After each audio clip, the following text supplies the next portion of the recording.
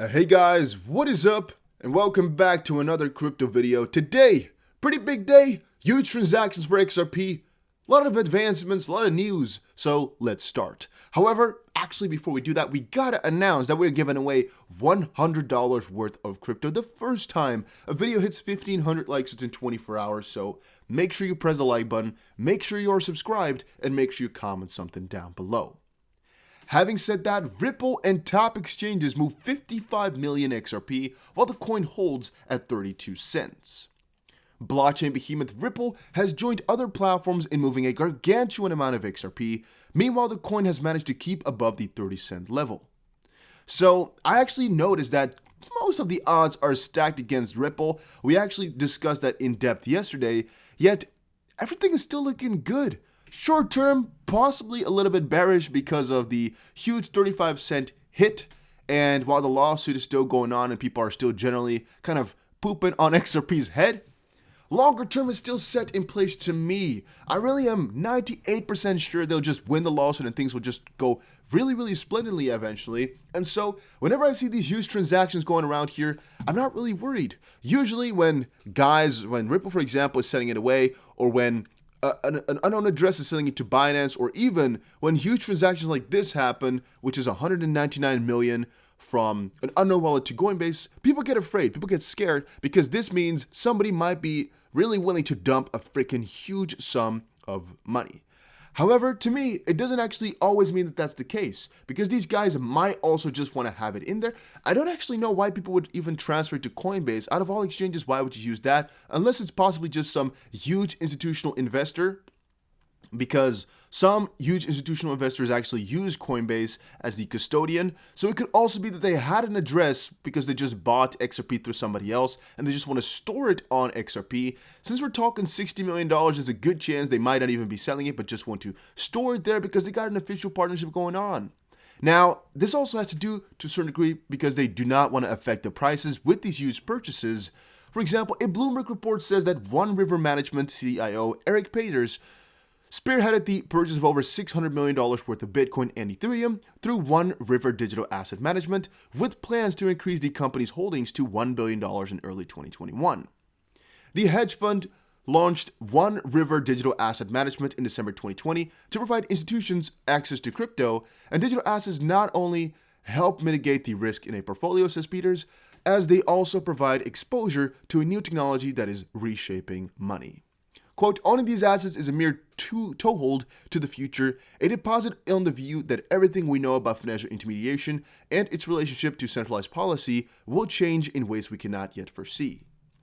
Holding these assets over the long term aligns yourself with a macro mega trends of technological advance and currency debasement, both of which appear to be accelerating, and naturally, where all this leads into what valuation will be determined by our collective imagination, as to a certain degree, whole crypto is just imagining, right? And most of the economy is also just, I guess, trust and belief, basically, in the bigger picture. Because, yeah, I mean, fiat is really a trust system, and crypto is, to a certain degree, completely online, so it's also just a trust system.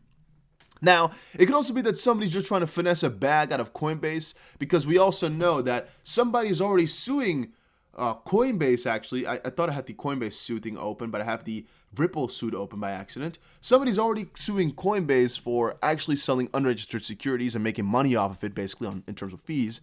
It could also be that somebody's trying to put up an elaborate scheme to actually make money with that. It could also be. We don't really know what exactly is happening over there, but there could be a lot of different things. Who knows? I don't.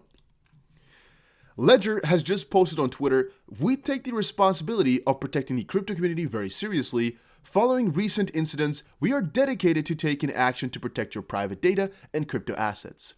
This is being finalized, and we look forward to sharing our updates with you soon." So I think this is a really strange thing to put on Twitter, because what they're just saying is, oh, you know what? We had a mistake, so now we're going to focus on protecting stuff. Like that wasn't the job from the get-go. Like that wasn't the thing they should have done from the start. I don't really get exactly what that's all about. And also, I don't get how a company like this, which is so big and working with our money, that's basically the go-to for our crypto money, has no phone support. Like, wouldn't you invest a huge sum of money just to make sure that people that have money stored with you and have some issues, maybe with fraud or something like that, can actually just quickly call you up so you can really prevent thieves from stealing more or stuff like that? Like, it should be kind of a bank, sort of. Shouldn't they really put quite a lot of money into that? Even if you make the line paid. For example, that people have to pay, let's say, 50 cents an hour to call you. If you respond quickly, 50 cents a minute, I mean. If you respond quickly, people don't mind that type of stuff. People don't mind if they have to wait 20 minutes first, like I sometimes have when I'm trying to call for some tech support.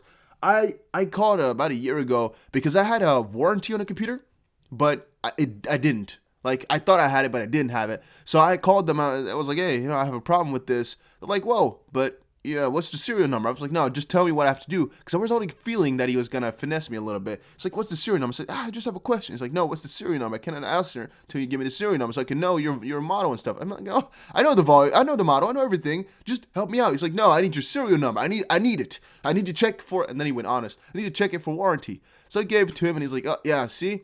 And I had to call the freaking 80 cents a minute hotline. And the guy basically told me something I already knew. It was just, you remember, guys, when my computer was broken, and this is like 4 months ago, maybe half a year ago, the thing was broken, and it basically, I thought it was either the motherboard or the PSU. Turned out to be the PSU, and the guy on the phone, he didn't tell me, where I could get the specific one thing I wanted, because I couldn't find it online. All he kept saying is, yo, send it in, you pay 40 euros for sending it, you pay 200 for it, but that was basically it. I don't know how I got to this story, actually. Oh, it was just about the phone support that they... I got so distracted. No, it was about the phone support that I think that's a really stupid thing. However, I do still have ledgers. I'm actually going to buy some more ledgers as some gifts for my friends, even, I think, today or tomorrow. So I still do support them, but I do think that's really, really bad. And I'm going to try email them really shortly here, see if they respond more quickly to me. I don't think so, though, because I've never tried. But I have so many ledger referrals that maybe they will. I don't know, though. I've never taken out the money even. I don't even look at it because I don't care about that. It's in there for the taking, really. I might ever give it away just for fun because I really don't care. It's not about that with terms of ledger. Like, if you use my link, it's purely just because, well, it's going to be safe. But if you look it up yourself or you buy it from a cheaper place, go right on ahead. I really don't care. All right? It's not like this is going to be something life-changing. And it's just, I don't know. I don't really feel it. I feel like ledger... I have mixed feelings with them. What do you guys think about Ledger? Leave me down below in the comment section. Then, Stephanie Starr just posted, I am now official Uphold Inc. account member. Thank you for standing with the XRP community. Coinbase, you suck. Not only are you not standing with your partner, but you are down for 3 hours today, which is unacceptable. And to me, this is also really interesting because I really wonder why people still trade on Coinbase. It is such a bad exchange. I know it's very convenient, but it's such a bad exchange. The fees are ridiculously high. Ridiculously high. Honestly, guys, they are ridiculously high. And they're so often down. They don't have the best support. I mean, it's okay, but they don't have the best support. Why would you go with them? I mean, what's the point? What's the good part in there? I don't really see it. The only good part is that they're the most known, basically. And, you have the highest chance of your money not just going rogue, I guess. But on the contrary, if it goes down all the time, what's the good part about it? I don't know. Ripple has, and by the way, it's also an XRP, kind of against XRP type of exchange. So even if you do hold on Coinbase, which a lot of people do, then, I mean, you can't trade XRP on there soon anymore. So I just don't get it. Ripple has no control over XRP listing, says Brad Garlinghouse. This was a little advancement from earlier where Brad Garlinghouse gave a response to a lot of the allegations that people have been making and also some complaints that the SEC had as to what Ripple can and cannot do. And one of the things they really decided to make clear for us is that Ripple cannot decide what company is going to list or delist XRP. As we now saw with all these exchanges, they didn't pay them to get XRP listed. And even if they did, I personally would actually like it because it gives use case, or basically not use case, but it gives, I guess more volume and it just gives more accessibility. So I personally would not be against it. However, I can understand how from a regulatory perspective that's not allowed and how exchanges cannot ask money for a listing even. I don't think they can do that officially following the law. But they also explained that that was not the case and that they sold some XRP, but that's again because in their own words, to incentivize an XRP ecosystem, which is basically what every platform like PayPal and whatever should do at the start. This is really the first phase, and this is also the first of its kind. So it's not that crazy also to me that they have to pay for some of that stuff. They have to kind of put it into into motion. But hey, that's just me. Here's why. Let's see a little bit above. Whoa, the title was Investing Bitcoin Crypto Gains, but I guess the article that I had open here is lost now. Oh no, I think this was about the fact that Warren Buffett and some other analysts will always stay against crypto. But the basic point that I wanted to make by having this one open is that there will always be people hating on crypto. There will always be people hating on XRP. It doesn't mean that it's a bad investment. Doesn't mean that it's not going to do good. As we just saw, there were so many people in 2017, 16, 15, 14, 12, whatever, pick something, that were against Bitcoin. And look how much it's gained from that point on. Some of those people have most likely, I don't know, just cut their hands off or maybe their mouth because they don't want to, talk about crypto ever again because they lost so much money, or they lost out on so much money, I should say. But a lot of those are actually also just, against their own ideals, just bought in and made a ton of freaking money. And that's the fun part, right? A lot of people are against XRP, yet so many people will buy it eventually. Even people who right now are naysayers against it, they'll buy it eventually because it's going to be the middle of everything as time moves on. At least that's our guess. Check out, by the way, 5 Minute Crypto. A link is down below. It is my second channel. It is definitely worth a check. And also, go check out GSX. It's the first backed gold coin, basically, where the coin is backed by gold and gold-rich land. And since they're going to keep reinvesting once they mine into more land, it should keep going up in terms of value, which also should increase the backing of the coin, which should increase the price, sort of. It's a pretty cool initiative. Check it out. You get a 22% bonus right now, and there's also a 5% bonus for using my link because it's not on exchanges just quite yet.